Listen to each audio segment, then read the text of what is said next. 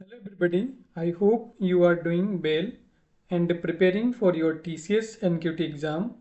In today's video, I will be explaining real TCS NQT coding question which are asked in previous year. I shall break down the logic, approach and step-by-step solution to help you understand the problem and how to tackle such problems in your exam. So make sure to watch till the end and don't forget to like, share and subscribe to the channel for more helpful content. Let's get started. So basically this is the problem asked in 2024 day 2 slot 1 question number 1. Question is given such that in A grand tournament warriors stood in A line, मतलब एक grand tournament में जो warriors थे वो एक line में खड़े हैं, each with strength represent by A number, और उनकी जो स्ट्रेंथ है उसको एक नंबर के द्वारा रिप्रेजेंट किया गया है.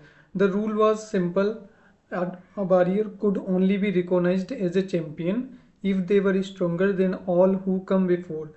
गेम का एक रूल ये था कि उस वॉरियर को चैंपियन माना जाएगा जो अपने से पहले वाले जितने भी वॉरियर्स होंगे उससे वो स्ट्रोंगर होगा. Okay, the first warrior always got the honour, और जो फर्स्ट वॉरियर होगा वो ऑलवेज ऑनर, मतलब हमें पहले से ही चैंपियन होगा, क्योंकि there is no one standing before dead person, क्योंकि जो रो का पहला पर्सन होगा उससे पहले कोई खड़ा नहीं होगा, तो इसलिए उसको हमें पहले से ही चैंपियन माना जाएगा.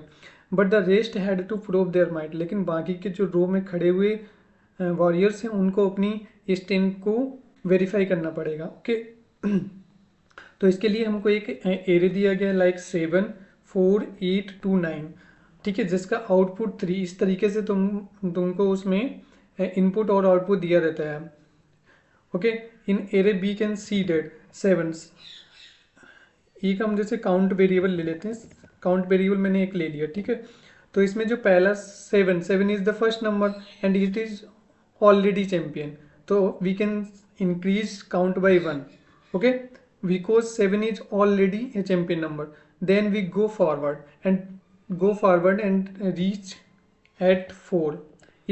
Then we check if 4 is bigger than its previous element. So 7 is previous of 4, but if 7 is greater than 4, so we cannot increase the count. Okay, क्योंकि जो 4 है वो 7 से कैसा है, छोटा एलिमेंट, यानी कि 4 के बिफोर के जितने भी एलिमेंट हैं वो 7 से, सॉरी, जो 4 से पहले के जितने भी एलिमेंट हैं वो 4 से छोटे नहीं हैं, यानी कि एक एलिमेंट बड़ा है, तो इसलिए हम काउंट को इंक्रीज नहीं करेंगे. इसके बाद हम एरे को 8 पे लेके जाएंगे. अब हमारा जो एरे है वो 8 पे पहुंच चुका है. अब हम देखेंगे कि 8 से पहले के जितने भी एलिमेंट हैं वो क्या 8 से छोटे हैं या बड़े हैं. तो हम देखते हैं कि जो 7 है वो 8 से छोटा है, 4 है वो भी 8 से छोटा है. तो यानी कि हम कह सकते हैं कि जो 8 नंबर का वॉरियर जिसकी स्ट्रेंथ 8 है वो अपने से प्रीवियस के जो वॉरियर हैं उनसे स्ट्रोंगर है, तो हम काउंट को इंक्रीज करके 2 कर सकते हैं. ठीक है, यानी कि हमें 2 चैंपियन से मिल गए. अब हम फिर आगे फॉरवर्ड होंगे तो हम पहुंचेंगे 2 के पास. अब हम देखेंगे क्या 2 के पहले के सारे जो एलिमेंट हैं वो क्या 2 से छोटे हैं. तो जैसे ही हम देखते हैं तो हमको 7 मिलता है, 4 मिलता है, 8 मिलता है, जो कि एलिमेंट 2 से छोटा नहीं है, तो हम काउंट को इंक्रीज नहीं करेंगे. फिर हम आई की वैल्यू को इंक्रीज करेंगे तो हम पहुंचेंगे 9 पे. 9 पे पहुंच के हम देखेंगे कि क्या इसके प्रीवियस के जो भी एलिमेंट है वो क्या 9 से छोटे हैं. तो हम देखते हैं कि सारे एलिमेंट 9 से छोटे हैं, तो काउंट को इंक्रीज करके 3 कर देते हैं, और हमारा आउटपुट भी क्या आ रहा है, 3 आ रहा है. यानी कि हमारी ये जो अप्रोच मैंने बताई है वो अप्रोच सही है. अब हम इसी अप्रोच को इनपुट एरे सेकंड पे ट्राई करके देखते हैं. ओके, यहाँ भी हमने जैसे एक काउंट वेरिएबल ले लिया इक्वल टू 0 है अभी. अब फर्स्ट एलिमेंट 3 है. जैसा कि प्रॉब्लम में पहले से बताया गया कि जो फर्स्ट वॉरियर होगा, the first warrior as problem is given that is first warrior always got the honour, यानी कि वो पहले से ही चैंपियन है. तो हम जैसे 3 पे पहुंचते हैं, आई की वैल्यू मान लो कोई हमने वेरिएबल आई इक्वल टू 0 ले लिया जिससे हम एक लूप चलाने वाले हैं. ठीक है, तो जो 0 पोजीशन पे 3 है तो वो ऑलरेडी से चैंपियन है, तो हम काउंट को बंद कर सकते हैं. ओके, अब हम आई की वैल्यू को इंक्रीज करके क्या कर देंगे 1. आई की वैल्यू को इंक्रीज करके जब हम बंद करेंगे तो हम किस पे पहुंच जाएंगे, हम 4 पे पहुंच जाएंगे. अब हम देखेंगे कि जो i इक्वल टू 1 पे जो एलिमेंट है 4, क्या उससे पहले के एलिमेंट जितने भी हैं वो क्या 4 से छोटे हैं? तो हम देख सकते हैं कि 4 से पहले के जो एलिमेंट है वो 4 से छोटे हैं, तो हम काउंट की वैल्यू को इंक्रीज करके क्या कर सकते हैं 2। अब i की वैल्यू भी लूप के अकॉर्डिंग चेंज होगी, तो i की वैल्यू 2। अब हम किस पे पहुंच जाएंगे? 5 पे पहुंचेंगे, ठीक है। अब हम देखते हैं कि 5 के पहले के सारी जो एलिमेंट हैं वो क्या 5 से छोटे हैं, तो छोटे हैं, 3 भी छोटा है 4 भी छोटा है, तो हम काउंट की वैल्यू को इंक्रीज करके क्या कर देंगे 3, और इधर i की वैल्यू भी लूप के अकॉर्डिंग हो जाएगी 3। ओके, अब हम पहुंचते हैं 3 पे पहुंचते हैं तो हम देखते हैं 8 एलिमेंट हमको मिलता है। अब हम देखेंगे कि 8 बाकी के जो बिफोर में एलिमेंट आ रहे हैं उससे छोटा है, नहीं छोटा है, बड़ा है, बड़ा है, यानी कि प्रीवियस के सारे एलिमेंट उससे छोटे हैं, तो हम काउंट को इंक्रीज करके क्या कर देंगे 4। आई को इंक्रीज करेंगे, आई हमारा 4 पे पहुंच जाएगा। आई हमारा 4 पे पहुंचेगा तो हम 9 को पॉइंट आउट करने लेंगे। अब हम देखेंगे 9 से प्रीवियस के सारे जो एलिमेंट हैं वो क्या 9 से छोटे हैं, तो ऑब्वियसली छोटे हैं, तो हम काउंट को इंक्रीज करके क्या कर देंगे 5। यहाँ पे हमारा लूप जो है वो एंड हो जाएगा, तो आउटपुट हमारा कितना आ रहा 5। अब हमको बस प्रॉब्लम पूरी समझ में आ गई, आउटपुट निकालना आ गया, हमको बस इस प्रॉब्लम को क्या करना है कोड करना है। और आपको ये बात ध्यान में रखनी चाहिए टीचर्स को जो कोडिंग एग्जाम होता है उसमें आपको फंक्शन नहीं लिखना होता, लाइक लीड कोड जीएफजी जैसे फंक्शन नहीं लिखना होता, आपको पूरा कोड लिखना पड़ता है विद सिंटेक्स। तो हम चलिए इस कोड को लिखने स्टार्ट करते हैं। तो हम यहाँ पे जो कोड लिखने वाले हैं वो बेसिकली जावा लैंग्वेज में लिखने वाले हैं। यदि आपको लैंग्वेज से रिलेटेड कोई भी बैरियर हो, लाइक आप पाइथन में कोड करते हो, C++ में कोड करते हो, तो आपको लॉजिक समझ में आ गया तो आप कोड कर सकते हो। फिर भी अगर जो प्रॉब्लम लैंग्वेज से रिलेटेड कोई दिक्कत हो रही तो आप मुझको कमेंट कर सकते हैं, हम उसको उसी लैंग्वेज में आपको कोड प्रोवाइड कर देंगे। Okay, this let get started to the code. In Java first we write class, okay, basically class and our file name is first, so we name the class is first, first, then we curly brackets. After that we use public static void main in Java language, so use public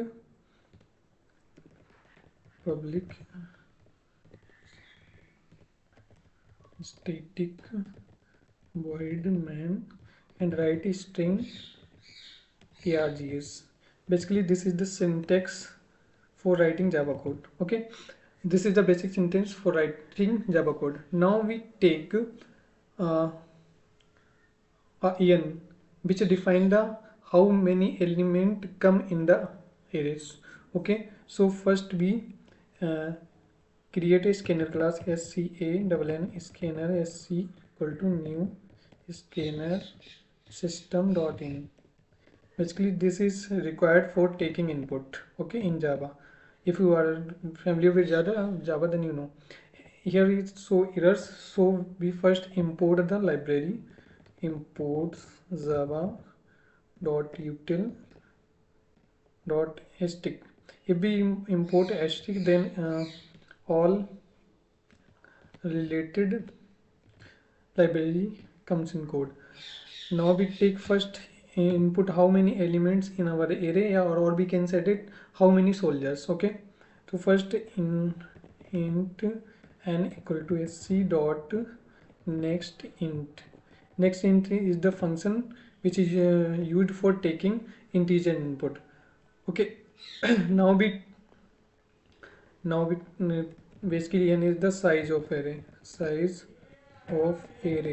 now we take input all array element. Okay, so for this we need to create a loop. First we declare array int ar of new int.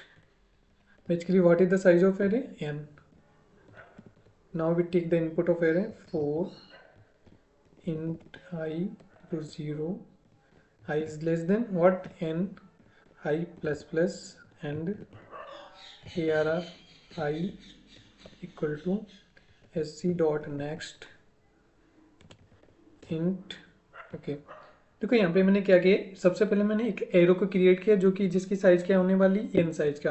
Okay, उसके बाद हमने array में input लेने के लिए एक loop को चलाया है जिसमें AR I मतलब I की वैल्यू सबसे पहले 0 होगी, तो AR I एरे की जो 0 पोजीशन होती है उस पर एलिमेंट जाएगा, फिर I की वैल्यू 1 होगी। इस तरीके के जितने भी एरे का साइज लिया है उस तरीके से ये इनपुट लेगा। ठीक है, इसके बाद हमको क्या फाइंड आउट करना है, इसके बाद हमको पता करना है कि उसमें कितने चैंपियंस हैं, यानी कि उस एरे में हम जो भी नंबर इनपुट करेंगे तो उसमें हमको कितने चैंपियंस मिलने वाले हैं। तो इसके लिए हमने एक वेरिएबल ले लिया, मान लो count, int count equal to 0। Okay, सबसे पहले इनिशियल स्टेज में मान लेते हैं जो काउंट है वो क्या है, 0 है। ठीक है, अब हम क्या ले लेते हैं, एक मैक्स एलिमेंट ले लेते हैं, int max equal to integer dot min value. अब इससे क्या होगा कि मैक्स में हमने इंटीजर की जो मिनिमम वैल्यू होती है उसको असाइन कर दिया। ठीक है, अब हम क्या करेंगे, एक लूप को चलाएंगे और इस एरे को पूरा ट्रेवर्स करेंगे। ठीक है, और अगर जो हमें कोई भी एलिमेंट ऐसा मिलता है जो कि मैक्स से बड़ा है तो हम मैक्स में उस एलिमेंट को स्टोर कर देंगे, फिर आगे हम कंपेयर कर लेंगे। जैसा कि अभी कोड लिखते हैं, for int I equal to 0, I is less than n and I plus plus. Here we like a condition, if max is less than ARR of I, ठीक है, then we increase count, plus plus and also max equal to ARR I. Now I explain you what is the code. सबसे पहले हम एक loop चला रहे हैं जो कि क्या कह रहा है, एरे को ट्रेवर्स कर रहा है। तो एरे को मान लिया हमने आई इक्वल टू क्या लिया है, 0। तो 0 पोजीशन पे कौन सा एलिमेंट पड़ा होगा, अभी हम इनपुट लेंगे फिर आपको दिखाएंगे। मान लीजिए अभी हम यहाँ पे इनपुट ले लेते हैं 3 4 5 8 9, 3 4 5 8 और 9। ठीक, ये हमने इनपुट ले लिया। ओके, तो सबसे पहले और मैक्स ये हमने इनपुट लिया होगा, और मैक्स जो हमारा है वो एक निगेटिव वैल्यू है, काउंट हमारा 0 है। सबसे पहले हम यहाँ पे आएंगे तो मैक्स जो है वो एक निगेटिव वैल्यू, तो क्या मैक्स जो है ARR ऑफ आई मतलब 3 से छोटा है, ऑब्वियसली छोटा है, तो हम काउंट को क्या कर देंगे, +1 कर देंगे। तो काउंट जो हमारा है वो इस समय क्या हो जाएगा, काउंट हमारा 1 हो जाएगा। और मैक्स में हम क्या स्टोर कर देंगे, मैक्स में स्टोर कर देंगे ARR ऑफ आई, यानी कि मैक्स में हमने 3 को स्टोर कर दिया। अब लूप फिर से चलेगा तो आई की वैल्यू कितनी हो जाएगी, 2, तो यानी कि हम 4 पे आ जाएंगे। ठीक है, अब हम देखेंगे क्या जो मैक्स में हमारा कितना स्टोर है, 3। तो 3 क्या 4 से छोटा है, ऑब्वियसली छोटा है, तो हम काउंट की वैल्यू को क्या कर देंगे, 2, और मैक्स में क्या स्टोर कर देंगे, 4। ठीक है, फिर हम आगे बढ़ेंगे, देखिए मेरे पास वैल्यू कितनी है, 5। यहाँ पे आएंगे कि 5 मैक्स में कितना स्टोर है, 4। तो क्या 4 जो है 5 से छोटा है, ऑब्वियसली छोटा है, तो हम काउंट को क्या कर देंगे, 3, और मैक्स में क्या डाल देंगे, 5। ओके, इसके बाद हमारा लूप जाएगा तो 8 पे पहुंचेगा। ठीक है, अब हम देखेंगे क्या 8, और मैक्स में हमारा कितना 5, तो 5 इज लेस देन 8, कंडीशन मेरी सही हो जाएगी, तो हम काउंट को इंक्रीज करके क्या कर देंगे, 4, और मैक्स में क्या डाल देंगे, 8 डाल देंगे। ठीक है, इसके बाद आई कहाँ पे जाएगा, आई 9 को पॉइंट आउट करेगा, तो फिर हम यहाँ पे चेक करेंगे, और मैक्स में हमारा क्या एलिमेंट पड़ा हुआ है, मैक्स में हमारा 8 पड़ा हुआ है। हम चेक करेंगे क्या 8 जो है वो 9 से छोटा है, तो हम काउंट की वैल्यू को क्या कर देंगे, 5, और मैक्स भी क्या कर देंगे, 9 बस। लेकिन इसके बाद हमारा लूप खत्म हो जाता है, तो हम आउटपुट को प्रिंट कर देंगे। आउटपुट को प्रिंट करने के लिए क्या करेंगे, साउट टोटल चैंपियन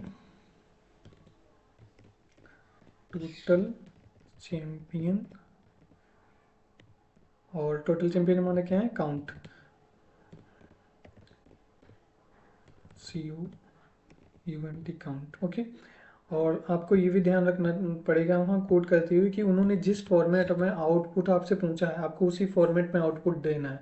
यदि उन्होंने ये टोटल चैंपियन को इंक्लूड नहीं किया तो आपको भी टोटल चैंपियन इंक्लूड नहीं करना है, आपको भी सिर्फ काउंट प्रिंट करा देना है, क्योंकि उनका कंपाइलर इस तरीके का होता है, यदि कोई भी एक्स्ट्रा चीज़ उनको मिलती है तो वो फिर एरर शो करेगा।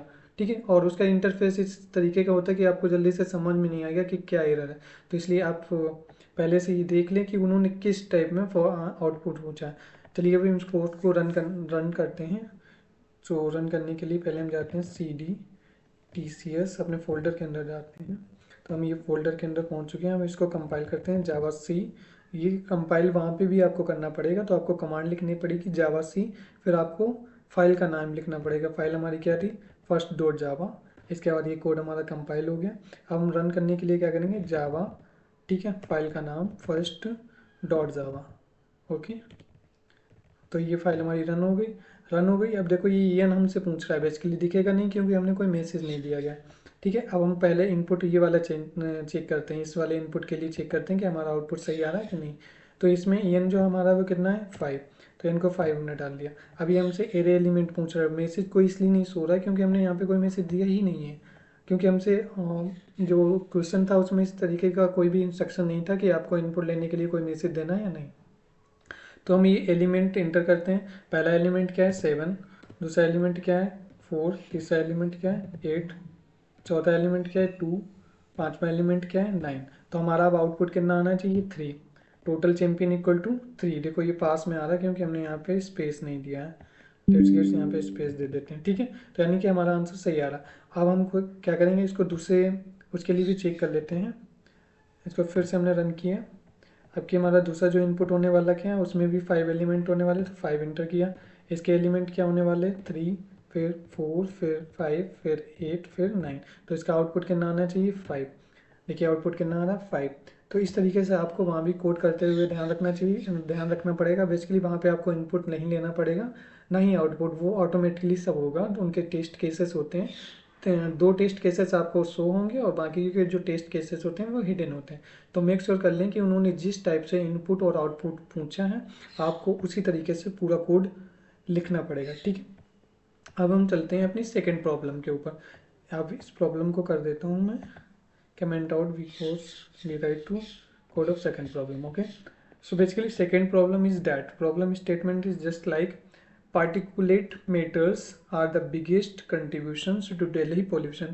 आपको जो भी प्रॉब्लम्स दी होंगी वो इसी तरीके से वर्ड प्रॉब्लम टाइप में दी होगी, ठीक है।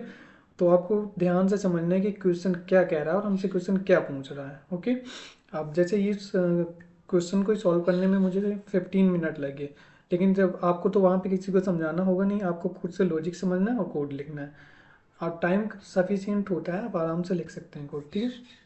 तो चलिए इस प्रॉब्लम को पढ़ते हैं। इसमें लिखा है particulate matters are the biggest contributors to daily pollution. The main reason behind the increase in the concentration of PMs include vehicle emission by applying odd even concept for all types of vehicles. Basically जब यहाँ तक मैंने problem को read out किया तो मुझे इतना समझ में आ रहा है कि जिस दिन डेट इवन होगी उस दिन सिर्फ इवन नंबर वाले व्हीकल ही चलेंगे जिनका लास्ट डिजिट इवन होगा, और जिस दिन डेट ओड होगी उस दिन वही व्हीकल अलाउ की जाएंगी जिसका लास्ट डिजिट ओड होगा, ठीक है। आगे दिया है गिवन एन इंटीजर एरे, मतलब आपको एक इंटीजर एरे दिया जाएगा, contains the last digit of the registration number of an vehicle, जिसमें एन व्हीकल के रजिस्ट्रेशन नंबर की लास्ट डिजिट आपको दी जाएगी। ट्रेवलिंग ऑन डेट डी, जो कि एक डेट डी पे चलेगा और डेट जो आपकी होगी वो ऑलरेडी पॉजिटिव इंटीजर होगी। The task is to calculate the total fine collected by the traffic police. तो तुम्हारा जो टास्क है वो तुमको फाइन कैलकुलेट करना है जो कि ट्रैफिक पुलिस द्वारा कैलकुलेट किया जाएगा from the vehicle violating the rule. ऐसे व्हीकल से जो रूल्स को क्या कर रहे हैं वायलेट कर रहे हैं, ठीक है। तो for violating the rules vehicles would be fined as ₹X। और जो कोई भी व्हीकल नियम को तोड़ता है तो उस पर ₹X का फाइन लगेगा। कितने रुपए का फाइन लगने वाला, ₹X का फाइन लगने वाला। जैसे कि हमें एग्जाम्पल में दिया गया है 4, बेसिकली वैल्यू ऑफ एम, जो 4 दिया गया है वो एरे का साइज दिया गया है, और एरे के एलिमेंट है 5 है, 2 है, 3 है और 7 है, जो कि एरे के एलिमेंट है A0 से लेकर AN-1 तक, ठीक है। 12 जो दी है वो क्या दी गई, वैल्यू ऑफ डेट, मतलब 12 डेट को जो व्हीकल निकले हैं वो है 5, 2, 3, 7। अब 12 क्या है, 12 एक इवन नंबर है, 12 क्या है एक इवन नंबर है, यानी कि हमें केवल इवन नंबर वाले जो व्हीकल्स होंगे उन पे फाइन नहीं लगाना है, और बाकी के जो भी व्हीकल्स होंगे उन पे फाइन इंक्लूड करना पड़ेगा। तो 5 क्या है एक ओड नंबर है, 3 क्या है एक ओड नंबर है, 7 क्या है एक ओड नंबर है, ओके। तो टोटल ओड नंबर कितने हो गए 3। एक व्हीकल पे फाइन कितने लगने वाला है 200। तो हम 200 इंटू 3 कर दें तो कितना हो जाएगा 600। हमारा आउटपुट कितना आ रहा है 600। यानी कि इस प्रॉब्लम को पढ़ते ही मुझे समझ में आ गया कि इस प्रॉब्लम में बेसिकली करना क्या है। अब ये प्रॉब्लम का सॉल्यूशन मुझे पता हो गया। हम इनपुट्स 2 पे देखते हैं कि हमारा सॉल्यूशन काम कर रहा है। अब यहाँ पे हमें साइज कितना दिया गया है 5। एरे के एलिमेंट कितने कौन कौन से हैं 2, 5, 1, 6 और 8। डेट क्या है हमारी 3। तो 3 एक क्या है ओड नंबर, यानी कि हमको उस दिन केवल ओड नंबर वाले व्हीकल्स को अलाउ करना है, और बाकी के जो इवन है उन पे हमको क्या लगाना है फाइन लगाना है। तो 2 क्या है, एक इवन नंबर है, तो यानी कि एक व्हीकल मिल गया। 6 क्या है, एक इवन नंबर यानी कि 2 व्हीकल्स मिल गए। 8 क्या है, एक इवन नंबर यानी कि 3 व्हीकल्स मिल गए। टोटल 3 व्हीकल्स थे जिन्होंने रूल को वायलेट किया है। हमारा फाइन हमको कितना कंपोज करना है, 300 रुपीज़। तो 3 × 3 कितना हो जाएगा, 900, जो कि हमारा आउटपुट है। अब सिंपल हमें प्रॉब्लम को समझ में आ गया कि किस तरीके से हमें प्रॉब्लम को सॉल्व करना है। अब हम मुझे क्या करना है, इस प्रॉब्लम का पूरा कोड लिखना है। तो इस प्रॉब्लम का कोड लिखने के लिए हम कोड बेसिकली जावा में ही लिखने वाले हैं। और मैं पहले ही आपको बता चुका हूँ, यदि आपको लैंग्वेज से रिलेटेड कोई प्रॉब्लम है तो आप मुझसे कमेंट कर सकते हैं, मैं आपको उसी लैंग्वेज में कोड प्रोवाइड कर दूंगा। तो चलिए कोड लिखना स्टार्ट करते हैं। Class first file name first and after curly braces फिर right public static void main string args. Basically this is the basic syntax of Java code. If you familiar with Java then you know that. After that we write the value of n. This is similar like previous problem. First we input the size of array. Okay, so first we make a scanner class to take input. Scanner sc equal to new scanner system.in. आपको जिस भी language में code करते हो उसको आपको पूरी जानकारी होनी चाहिए, क्योंकि वहाँ पे कोई भी सजेशन नहीं मिलेगा आपको। या जैसे यहाँ पे एरर दिखा रहा है, तो हमको क्या इंपोर्ट करने पड़ेगा, हमें इंपोर्ट करनी पड़ेगी लाइब्रेरी जिसमें कि ये स्कैनर क्लास डिफाइन है। Import Java dot यूटिल। वैसे हम सिर्फ स्कैनर भी कर सकते हैं, लेकिन यूटिल और डॉट एस टी कर लो तो सारी लाइब्रेरी आ जाती हैं जो उससे रिलेटेड होती हैं। ओके, अब सबसे पहले हमको एरे का साइज इनपुट लेना है। तो टेकिंग इसे ले लेते हैं पहले, int N equal to S C, जो कि ऑब्जेक्ट है किस क्लास का, स्कैनर क्लास का। नेक्स्ट इंट, तो ये इंटीजर इनपुट ले लेगा। ये बेसिकली क्या होगा, साइज ऑफ द एरे। ठीक है, साइज ऑफ द एरे। अब सेम प्रीवियस प्रॉब्लम की तरह हमें क्या करना है जो भी एरे के एलिमेंट है उनको इनपुट लेना है। तो सबसे पहले मुझे एरे बनाना पड़ेगा। तो इंट ए आर आर, एक हमने एरे ले लिया। न्यू इंट जिसका साइज क्या होने वाला है, एन साइज का होने वाला है। ओके, अब इसमें हमको इनपुट करना है वैल्यू को। तो लूप चलाएंगे वैल्यू को इनपुट करने के लिए। 4 इंट आई इक्वल टू 0 से कहाँ तक, एन तक चलाना है। जितनी बार इंक्रीज करना है +1 से। ओके, अब हम इनपुट लेंगे तो ए आर आर आई, मतलब ए आर आई में क्या डालना है, in S T dot next int, मतलब जो भी इंटीजर लेंगे उसको डालना है। ठीक है, उसके बाद हमने इनपुट ले लिया है। इनपुट लेने के बाद हमको क्या करना है, हमको डेट को भी इनपुट करना है कि कौन सी डेट थी। ठीक है, तो डेट के लिए हम एक वेरिएबल लेते हैं, int date equal to S C dot next int. हम यहाँ पे कोई भी मैसेज नहीं दे रहे हैं आउटपुट के लिए, क्योंकि मैसेज को बोला नहीं गया। उसके बाद हम फाइन को लेंगे, तो int fine equal to S C dot next int. Okay, ये हमने फाइन इंक्लूड कर लिया।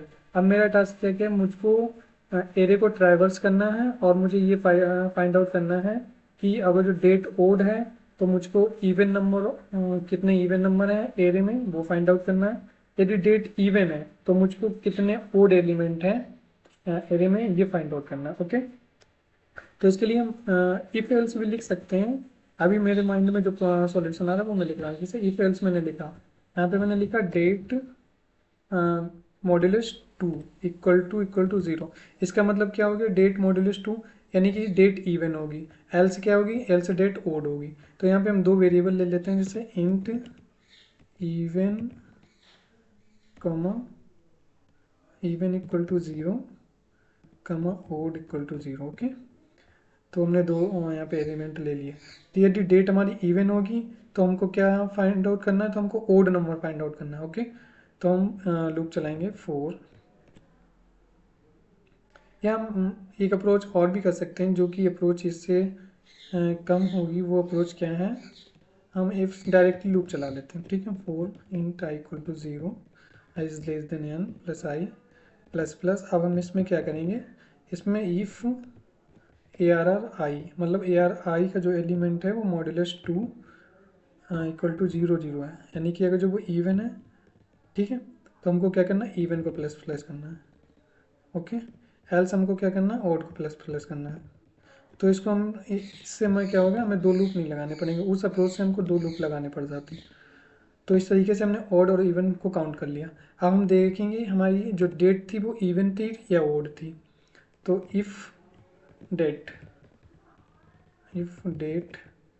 मॉडुलस 2 इक्वल टू 0, इसका मतलब डेट हमारी इवन होगी। तो हमको क्या करना पड़ेगा, हमको एक फाइन वेरिएबल, ये हमारा एलईडी है, तो हमको टोटल कलेक्टेड फाइन एक वेरिएबल ले लिया है, मान लो int total fine equal to 0 ले लिया, ठीक। तो हमारा जो टोटल फाइन क्या हो जाएगा, हमारा टोटल फाइन हो जाएगा फाइन, यानी कि जितना फाइन एक व्हीकल पे लगा है मल्टीप्लाई। अब यहाँ पे जब डेट इवन होगी तो किस पे फाइन लगेगा, ओड नंबर ऑफ व्हीकल्स, तो हम क्या कर देंगे, ओड से मल्टीप्लाई कर देंगे इसको, ओके। एल्स के केस में, जो एल्स के केस में क्या होगी, डेट हमारी ओड होगी तो हमको फाइन किस पे लगाना है, इवन पे, ओके। तो total fine equal to fine, तो हमें किस पे लगाना पड़ेगा, इवन नंबर ऑफ व्हीकल्स पे, ओके। तो इस तरीके से हमारा फाइन कैलकुलेट हो गया, ओके। अब उसके बाद हमको क्या करना है ना, फाइन को प्रिंट कर देना कि हमारा फाइन कितना बन रहा है। तो ऐसा out total fine, this is very easy problem, total fine, okay okay, ठीक है। Now we run this code. First we write compile java c, this is the command for compilation of the java code, java c. Then we write the file name, basically the file name is first.java, I think, okay. First close class, okay. What is the error, okay, java c first.java, okay. This compile, okay, successfully compiled. After they run the code, for run the code, sorry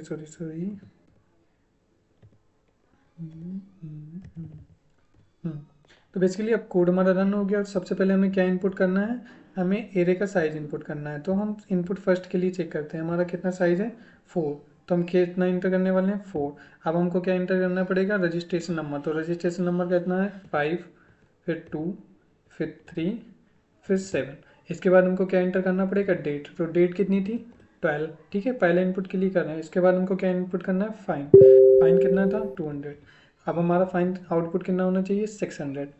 total fine equal to 600, okay. अब हम दूसरे output के लिए इसको दूसरे input के लिए चलाते हैं। दूसरे इनपुट में हमारा जो एरे का साइज होने वाला है कितना है, 5, ओके। तो हम क्या लेंगे, 5। अब रजिस्ट्रेशन नंबर लेने वाले हैं। तो पहला रजिस्ट्रेशन नंबर 2, फिर 5 प्लस 1, फिर 6, फिर 8, ओके। उसके बाद डेट हमारी क्या होने वाली, 3। फाइन हमारा क्या होने वाला, पर व्हीकल 300। तो टोटल फाइन कितना होना चाहिए, 900। तो सिंपल, ओके। सो बेसिकली आपको करना कुछ नहीं है, सिर्फ प्रॉब्लम को रीड आउट करना है। प्रॉब्लम को रीड करते ही यदि आपने प्रॉब्लम सारी सॉल्व की होंगी, मतलब तो आपको पता होगा कि किस प्रॉब्लम को किस तरीके से सॉल्व करते हैं। आपको hit and try method basically use करना है। कुछ भी समझ में आ रहा है बस कोड लिखना स्टार्ट कर दो, उसको थ्रोली समझ के प्रॉब्लम को फिर रन करो। एक दो एरर आती हैं तो उन एरर को ध्यान से पढ़ो। बेसिकली जो टीसीएस का जो इंटरफेस होता है वो थोड़ा कॉम्प्लेक्स होता है। लाइक आपको जैसे बीएस कोड में एरर दिखाता है पूरी बिल्कुल क्लियर लिख के दे देता है, इस तरीके से एरर वहाँ पे नहीं शो होती। वहाँ पे एरर शो होंगी लेकिन आपको पढ़ना पड़ेगा। यदि आप एरर पढ़ पाएंगे तभी आपको उसको फाइंड आउट करना है। आपको ये बात ध्यान में रखनी है, उन्होंने जिस तरीके से इनपुट लेना बोला है आपको उसी तरीके से इनपुट लेना है। जिस तरीके से उन्होंने आउटपुट देने को बोला है आपको उसी तरीके से आउटपुट देना है। आपको ज़रा सा भी इधर उधर नहीं करना है, क्योंकि ज़रा सा भी इधर उधर करने में आपको एरर्स शो हो सकती हैं। तो आज हमने ये 2 कोडिंग के क्वेश्चन डिस्कस किए हैं। आगे आने वालों वीडियो में जब तक आपका टीसीएस का एनक्यूटी का एग्जाम नहीं आ जाता, मैं डेली 2-2 प्रॉब्लम्स को सॉल्व करूँगा। यदि आप इतनी भी प्रॉब्लम्स को सॉल्व कर लोगे, जो मैं सारी प्रॉब्लम कराने वाला हूँ, तो डेफिनेटली आप अच्छा स्कोर गेन कर सकते हो। क्योंकि कभी कभी क्वेश्चन रिपीट हो जाते हैं या फिर इन्हीं क्वेश्चन से मिलते जुलते क्वेश्चन रख दिए जाते हैं। तो आप सारी वीडियोस को देखना ना भूलें। आप डेली आपको एक वीडियो मिल जाएगी जिसमें 2 कोडिंग के क्वेश्चन डिस्कस किए जाएंगे, बेसिकली कोडिंग के question, okay. I hope you find this video valuable for yourself. If you think that video is helpful, then share it with your friends and like and subscribe channel, okay. All the best for your exam.